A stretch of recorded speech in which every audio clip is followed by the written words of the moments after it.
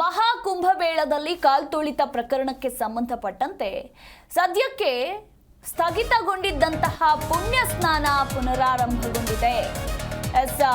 ಸಂಗಮದ ಬಳಿ ಯಾರು ಕೂಡ ಬರದಂತೆ ಹಾಗೆ ಪುಣ್ಯ ಸ್ನಾನವನ್ನ ಕೂಡ ಸ್ಥಗಿತಗೊಳಿಸಲಾಗಿತ್ತು. ಈಗ 2 ಗಂಟೆಗಳ ಬಳಿಕ ಸಹಜ ಸ್ಥಿತಿಯತ್ತ ಪ್ರಯಾಗ್ರಾಜ್ ಮರಳ್ತಾ ಇದೆ.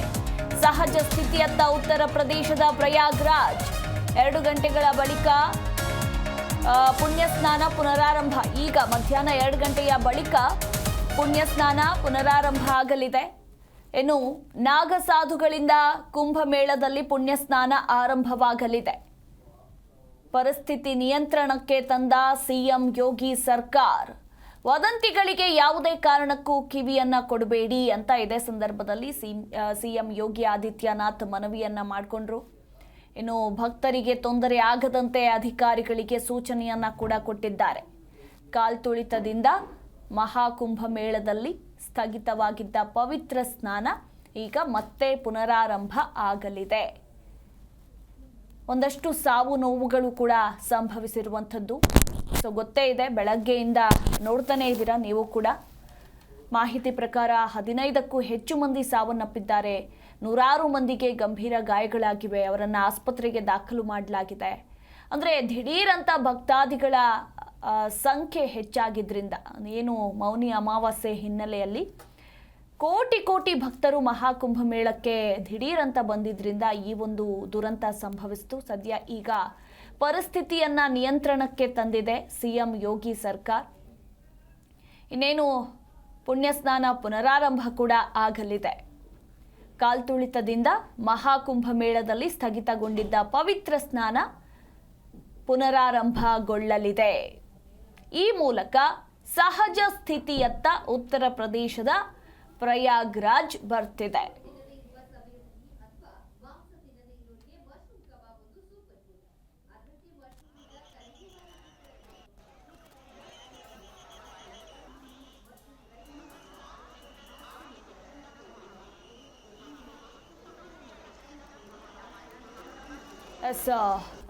ಪ್ರಯಾಗ್ರಾಜ್ನಲ್ಲಿ ನಡೀತಾ ಇರುವ ಮಹಾಕುಂಭಮೇಳದಲ್ಲಿ ಕಾಲ್ತುಳಿತ ಉಂಟಾಗಿದ್ದು ಸಾಕಷ್ಟು ಮಂದಿಗೆ ಗಂಭೀರ ಗಾಯಗಳಾಗಿವೆ. ಇನ್ನು 15ಕ್ಕೂ ಹೆಚ್ಚು ಮಂದಿ ಪ್ರಾಣವನ್ನು ಕಳೆದುಕೊಂಡಿದ್ದಾರೆ.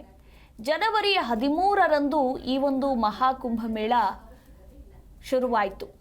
ಜನವರಿ 13ರಂದು ಆರಂಭವಾದಂತಹ ಮಹಾಕುಂಭಮೇಳ ಅಂದಿನಿಂದ ಇಂದಿನವರೆಗೂ ಸುಸೂತ್ರವಾಗಿ ನಡೆದುಕೊಂಡು ಬರ್ತಾ ಇತ್ತು. ಕೋಟಿ ಮಂದಿ ಪವಿತ್ರ ಸ್ನಾನವನ್ನ ಮಾಡಿದ್ರು, ದೇವರ ಮೊರೆ ಹೋದ್ರು. ಯಾವುದೇ ಅಹಿತಕರ ಘಟನೆಗಳನ್ನೋದು ಆಗಿರಲಿಲ್ಲ. ಬಟ್ ಮಧ್ಯರಾತ್ರಿ ಕಾಲ್ತುಳಿತದಲ್ಲಿ ಈ ಒಂದು ಮಹಾ ದುರಂತ ಸಂಭವಿಸಿದೆ. ಮೌನಿ ಅಮಾವಾಸ್ಯೆ ವೇಳೆ ತ್ರಿವೇಣಿ ಸಂಗಮ ಕ್ಷೇತ್ರದಲ್ಲಿ ಪವಿತ್ರ ಸ್ನಾನ ಮಾಡಬೇಕು ಅಂತ ಭಕ್ತರ ದಂಡೆ ಹರಿದು ಬಂದಿದೆ. ಹೀಗಾಗಿ ಮಧ್ಯರಾತ್ರಿ ಬಳಿಕ ಜನದಟ್ಟಣೆ ಹೆಚ್ಚಾಯಿತು. ಯಾವಾಗ ಜನದಟ್ಟಣೆ ಹೆಚ್ಚಾಯಿತೋ ಆಗ ನೂಕು ನುಗ್ಗಲು ಸಾಮಾನ್ಯವಾಗಿದ್ದೇ ಇರುತ್ತೆ. ಕಾಲ್ತುಳಿತ ಉಂಟಾಯಿತು. ಈ ವೇಳೆ ಹಲವರು ಗಾಯಗೊಂಡರು. 15ಕ್ಕೂ ಹೆಚ್ಚು ಮಂದಿ ಸಾವನ್ನಪ್ಪಿದ್ದಾರೆ ಅನ್ನೋದ್ರ ಕುರಿತಾಗಿ ಕೂಡ ಮಾಹಿತಿ ಇರುವಂಥದ್ದು. ತಮ್ಮ ಸಂಬಂಧಿಕರನ್ನು ಒಂದಷ್ಟು ಮಂದಿ ಕಳೆದುಕೊಂಡಿದ್ದಾರೆ. ಅಂದರೆ ಎಲ್ಲ ಒಂದು ರೀತಿ ಚೆಲ್ಲಾಪಿಲ್ಲಿ ಆಗೋಯ್ತು ಅಂತಲೇ ಹೇಳಬಹುದು. ಸದ್ಯ ಈಗಿನ ಮಾಹಿತಿ ಪ್ರಕಾರ, ಈಗಿನ ಅಪ್ಡೇಟ್ ಪ್ರಕಾರ ಪರಿಸ್ಥಿತಿ ನಿಯಂತ್ರಣಕ್ಕೆ ಬರ್ತಾ ಇದೆ. ಇನ್ನೇನು ಪುಣ್ಯ ಸ್ನಾನಕ್ಕೂ ಕೂಡ ಅವಕಾಶವನ್ನ ಕಲ್ಪಿಸಿಕೊಡಲಾಗುತ್ತೆ, ಪುನರಾರಂಭಗೊಳಿಸಲಾಗುತ್ತೆ ಅನ್ನೋದ್ರ ಕುರಿತು ಮಾಹಿತಿ ಕೂಡ ಇರುವಂಥದ್ದು.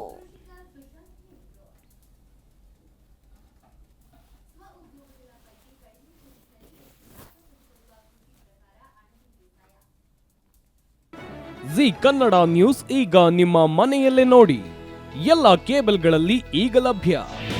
ನಿಮ್ಮ ನೆಚ್ಚಿನ ಜಿ ಕನ್ನಡ ನ್ಯೂಸ್ ಈಗ ಸನ್ ಡೈರೆಕ್ಟ್ ನಲ್ಲಿ number 292, Tata play number 1664, Jio TV number 1334, NXT digital number 30, in cable number 30, city networks 51, U digital number 162, GTPL number 17, Rockline telecommunications number 42, Shri Basaveshwara cable number 168, rural cable network 60, Vinayaka digital 57, Abhishek cable 821, city channel 53, Siddeshwara cable network 57, V4 digital Infotech 628, Surya digital networks 53, Gajanan digital number 836, Malnad Infotech Private Limited number